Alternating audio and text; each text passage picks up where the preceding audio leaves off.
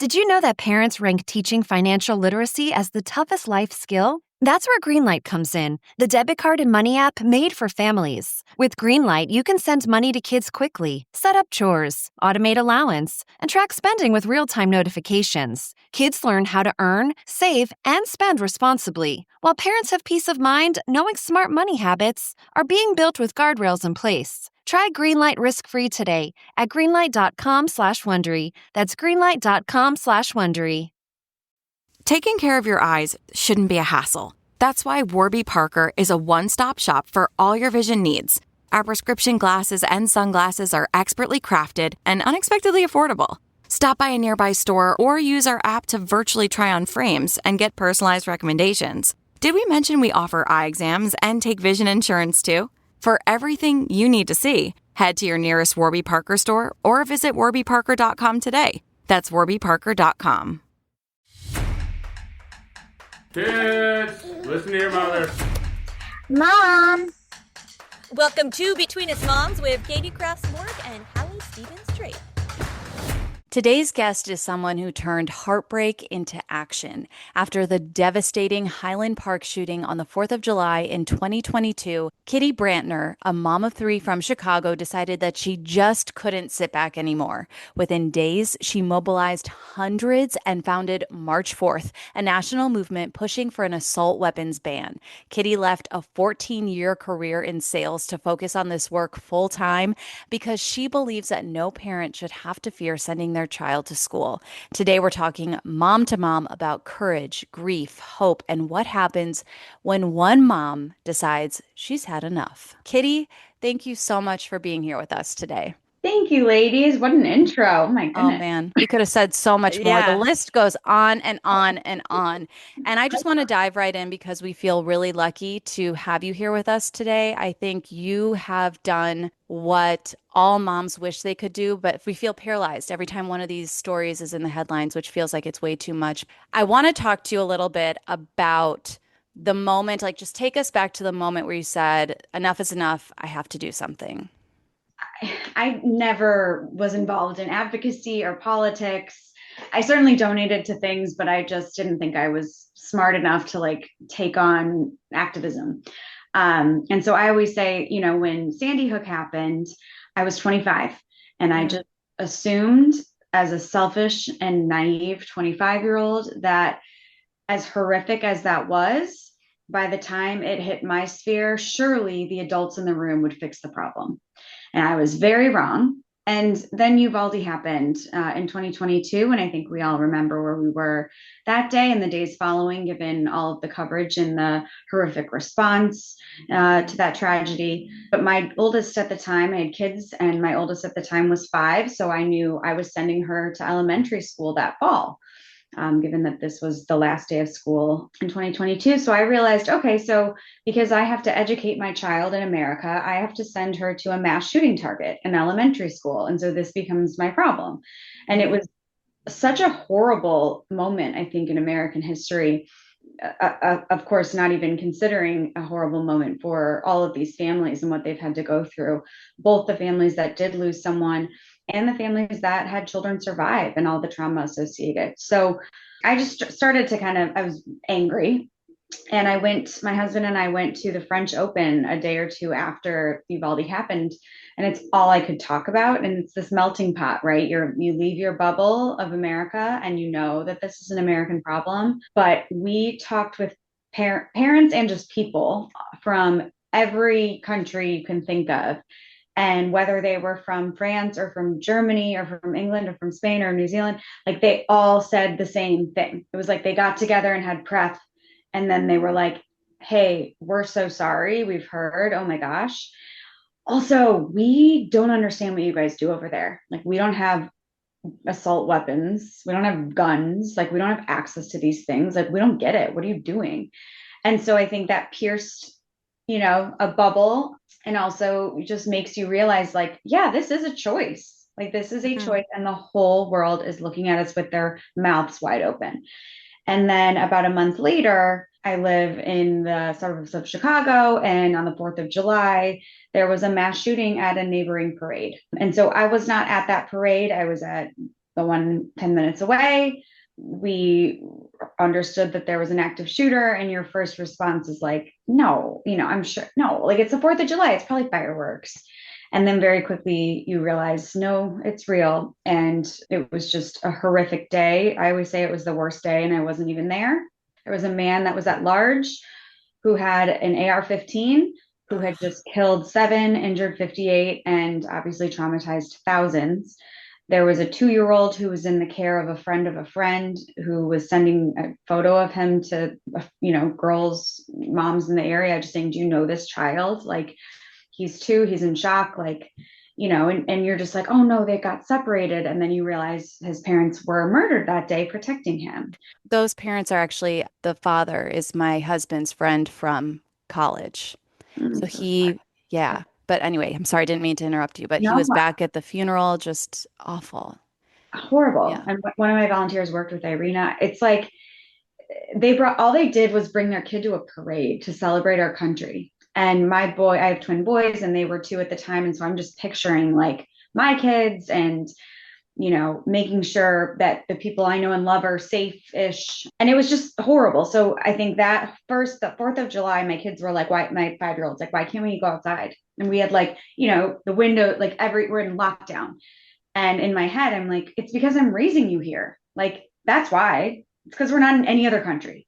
And so after that horrific, probably 24 hours of just like bawling, devastation, depression, then I woke up on the 5th of July and was like really spicy and pissed, and was like, all right, like the white woman in me is like, I need to speak to the manager. Who is letting this happen? Why is this happening?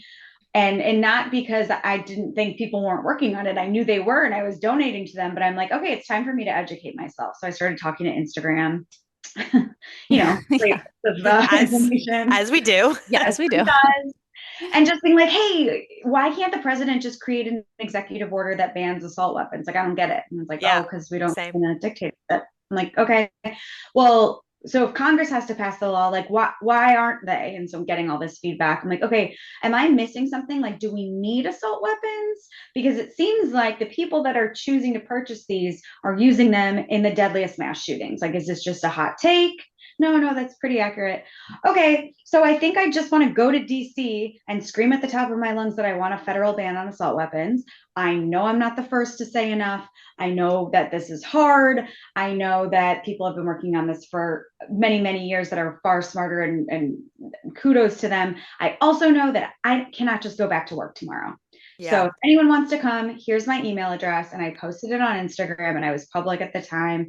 And then I took Xanax and I went to bed, and then I woke up and I had over 300 emails from people across the country. And so for the first time in like 48 hours, I'm crying like tears of like hope, like, oh my God, so I'll stop talking. But the bottom line was, we formed by accident. I never meant to do this, but we were very narrow in our focus, and in 2 ways. One, in a nonpartisan way. Don't endorse candidates. I'm not going to tell you how to vote. I'm not going to shame you for what you do on that side. I'm just going to ask you to come along with us. Do you believe that we should end mass shootings? Come along with us.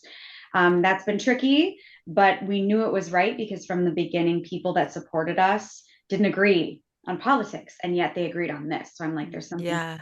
And then the second piece that's very narrow is focusing on that assault weapons piece. And that is only to say the gun violence prevention world is huge, because the gun violence world is it's an epidemic. Guns are the number 1 killer of kids. There's so many layers to it. State laws, local laws, federal laws. We are focused solely on the federal level on assault weapons. I know I'm not going to solve all of gun violence, but if we can have less people murdered by bringing a law back that we already had and agreed upon, then we should.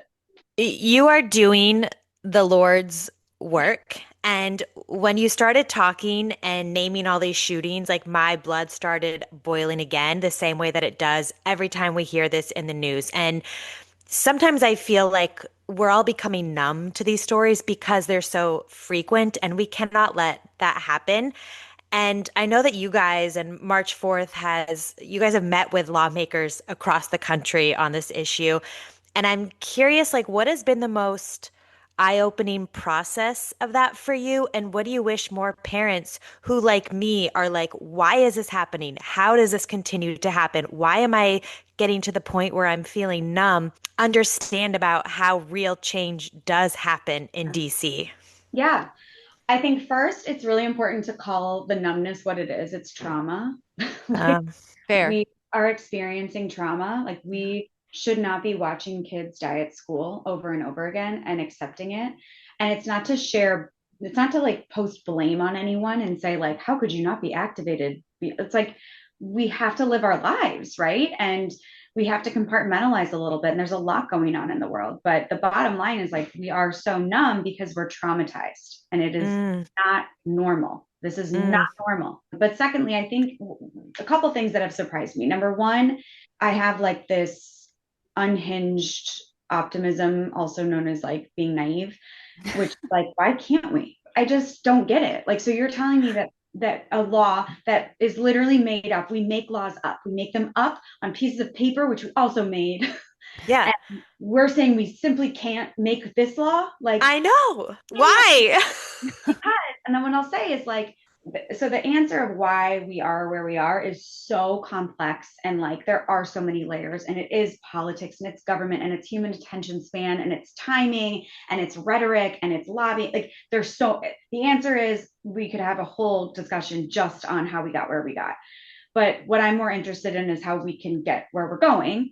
And I think, the piece that I think is really interesting is, like, when you start from a place of logic and just like, I think we can all agree that we want to drop our kids off at school and then pick them up alive.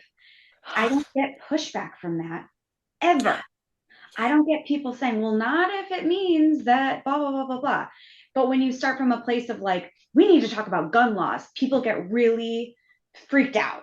They feel targeted, they feel attacked. Some feel like you're blaming them for what criminals do.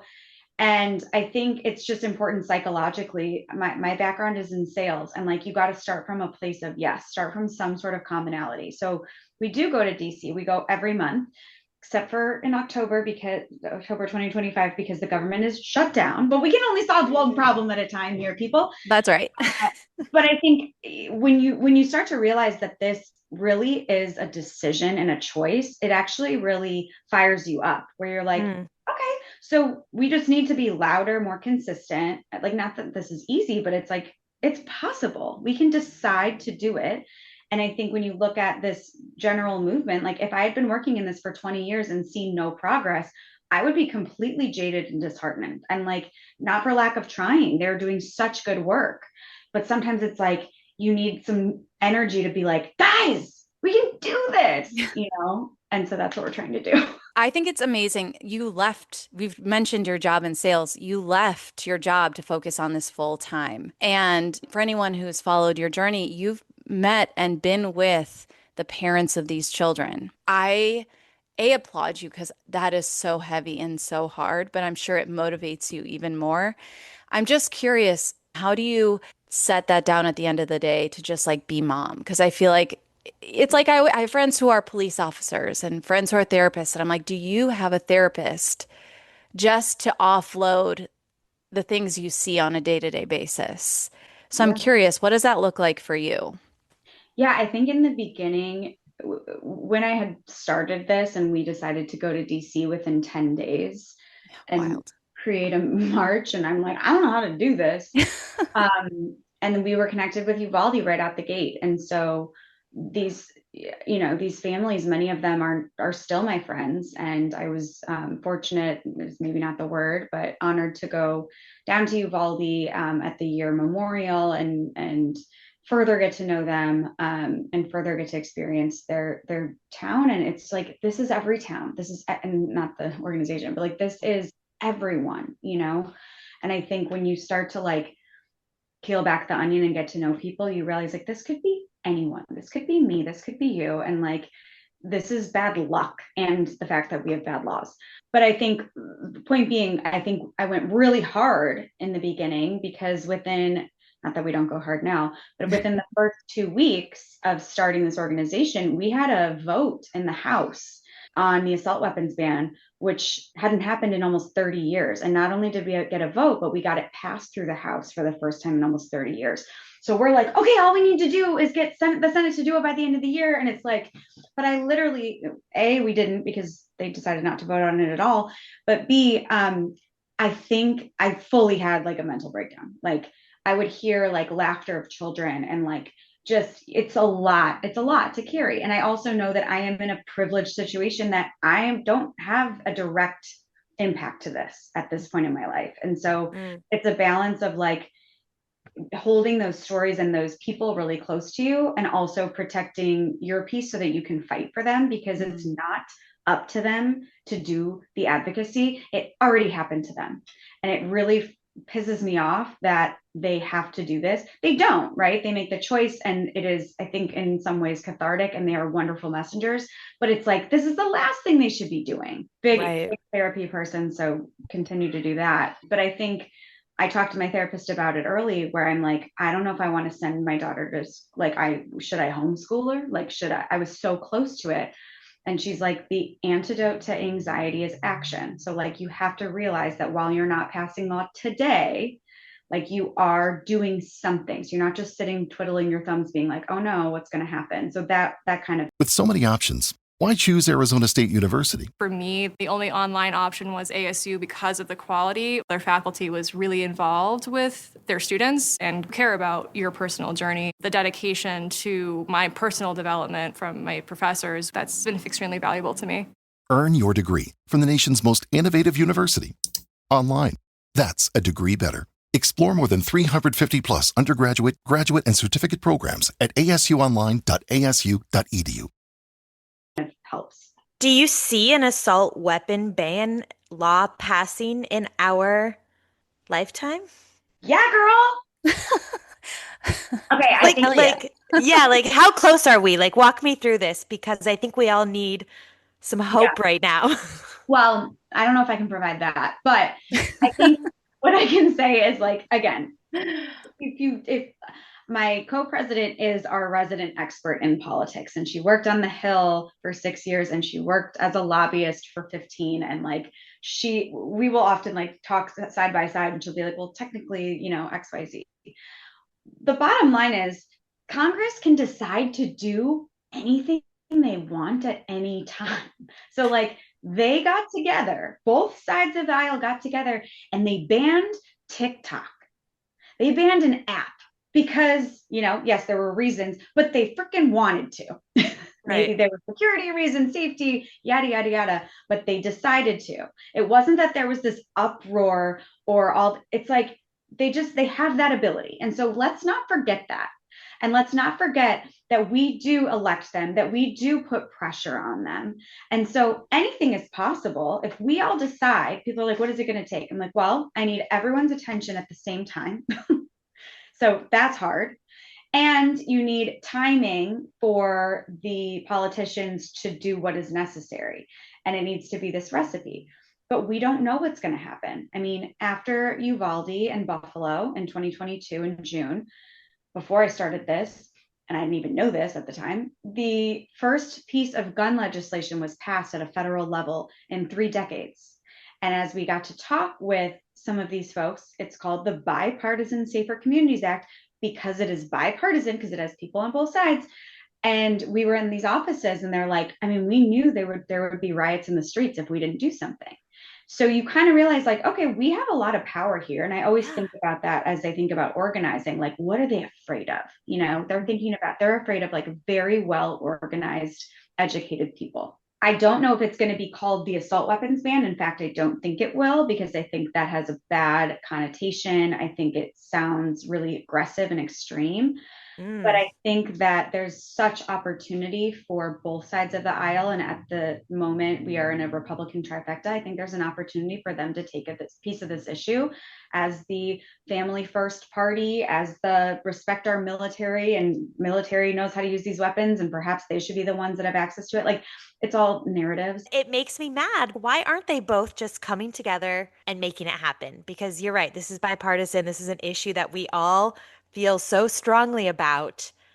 And I I need some new members of Congress. I need you to run for Congress. Would you Yeah, run for girl. Congress? No, horrible job. Okay.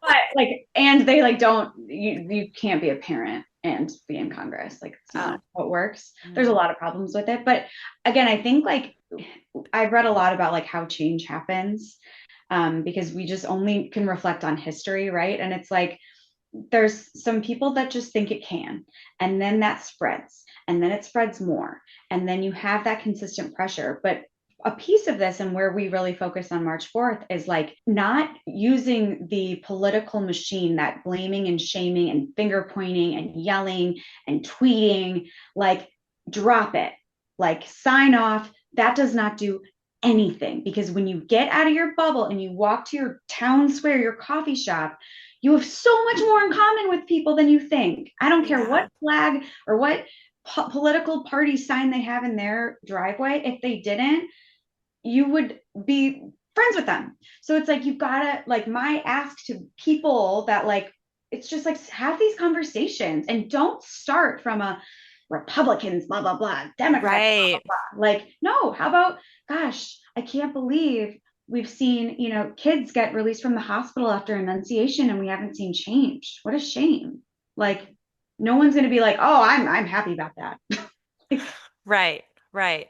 Oh, that's such a good point. Yeah, I know. And I really do appreciate that you are coming at this from a nonpartisan standpoint, because I do think we're so divided. And so any chance we can come together, like you said, this is not a political issue. This is like a humanity, protect our children.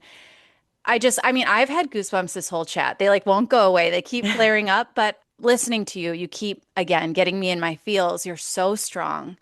But I'm curious what you feel like you've learned about yourself as a woman, a mom, a leader since you started this. I think it's like the things that you want to teach your kids, you can just do it. You can just show them instead of telling them. And I came from a single working mom, and so I have a little bit of chip on my shoulder, about women can do anything and yada, yada. That's my husband. But, it's like something I talk a lot about just with other, like leaders, whether it's a large org or small, is just like the advice is just start. If I would have stopped on the 5th of July and been like, let me analyze the climate of gun violence prevention organizations and see if there's room for an additional, it's like, I wouldn't have done this. I would have been like, oh, that's crowded. Not like, nope.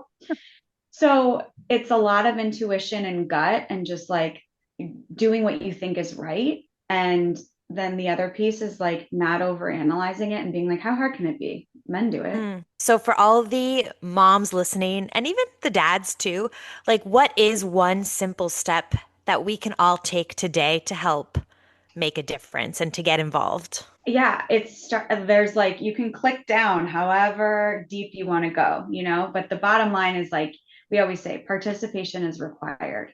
We need you to do something that you didn't do yesterday. So if that is following us on Instagram, so it's in your feed, fantastic.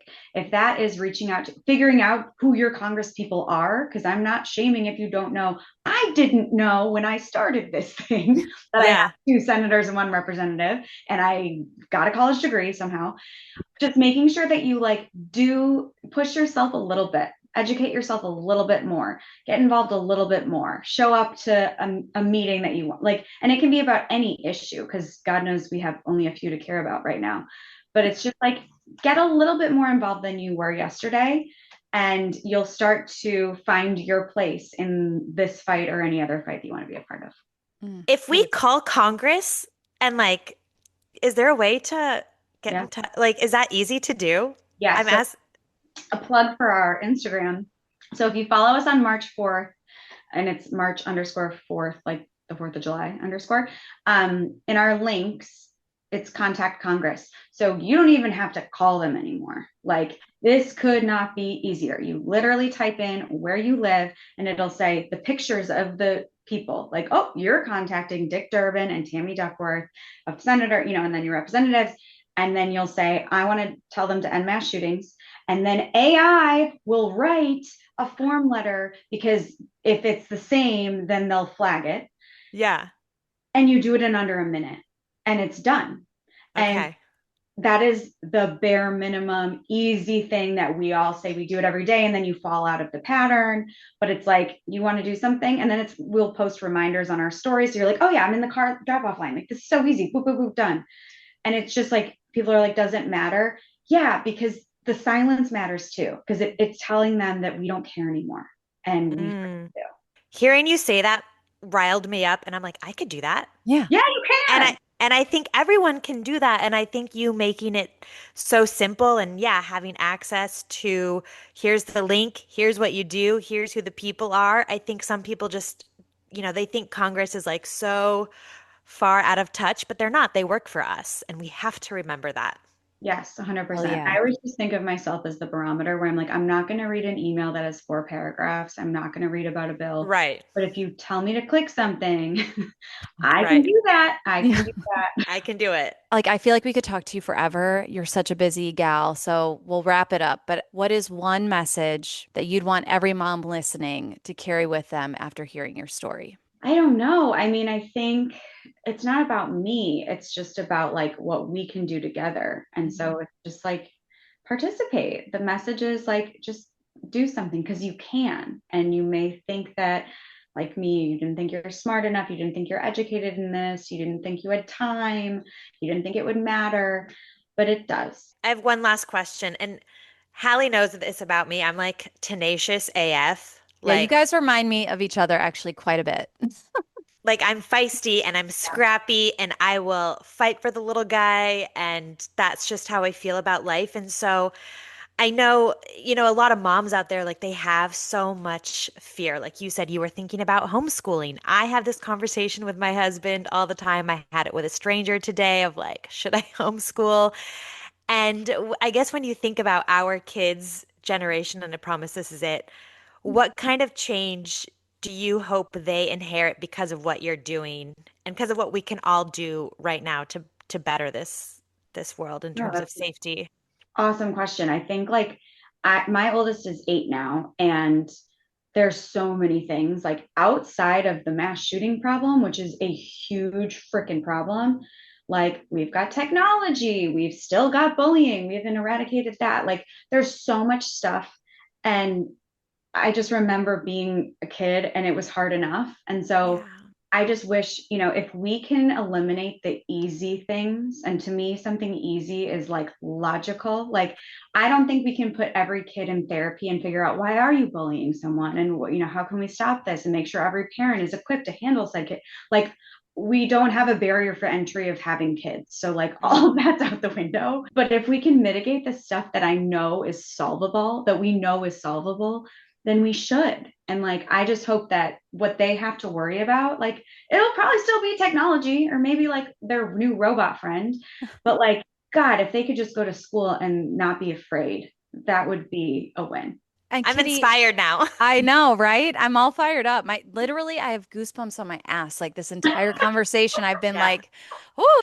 I do want to also mention that you are loosely involved with this documentary that is now out on Netflix. Yes. So this wonderful film, it is a very difficult watch. Okay. So I recognize that we did not have anything to do with making it because we're not filmmakers and that would be silly. It's called All the Empty Rooms. This amazing production company, Smarty Pants, created this with Steve Hartman of CBS and their director, Josh Seftel. It is a 30-minute documentary following Steve Hartman, who is a CBS anchor. He basically wrote to every single family who has lost a child in a school shooting since Columbine, asking to come photograph their rooms. And his goal, it's exactly what you're feeling. His goal is to not have to say much. And so they don't use the word gun in this film. They don't use the word Congress. They don't use the word law. It's not necessarily about that. It is really trying to meet people from an empathetic perspective. So coming back to what we were originally talking about with the numbness and the trauma, it's making sure we can step back and say, look where we are. What, almost like a what have we done, right? There are so many families that now have these kind of time capsules of bedrooms of their children who just went to school one day and didn't come home. And so it's like you can either see your children in this film, or even if you don't have kids, like you can see your room, your unfinished bracelet, your, picture of you and your friends at an ice rink or whatever. So very, very awesome that Netflix has picked it up for distribution. And our goal in it has just been helping to promote it, because we believe it's a really powerful nonpartisan vehicle to bring people back to this issue in a new way and say, like, wait, I think we can do something about this. I can't wait to watch. I'm like I know. emotional right now. Watch it with a group. It's heavy, but like as a collective, it's a little easier. Well, thank you so much for your time and for your advocacy and your bravery and your strength. There's just so many words I could use to describe. So you roll your eyes when we call you strong, but girl, you are giving strong You are. all These over the hype women. place. Yeah. Thank you guys. And thank you for obviously sharing your platform and getting the word out, because it means a lot. Thanks for hanging out with us on Between Us Moms. Don't forget to follow us for more mom life conversations and content, and subscribe to our newsletter so you don't miss a thing. And if you liked this episode, send it to a mom friend. She'll get it too. See you next time.